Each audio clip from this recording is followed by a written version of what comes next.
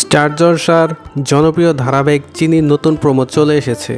সেখানে দেখা যাচ্ছে দ্রোণদের বাড়ির সকলে চিনির শ্রাদ্ধের আয়োজন করছে। সেখানে দ্রোণ এসে প্রচণ্ড রেগে যায়। এরপর চিনির ছবি থেকে মালা নিয়ে সেটি ছিঁড়ে ফেলে আর বলতে থাকে, চিনিকে মারতে চেষ্টা করেও তোমাদের শান্তি হয়নি?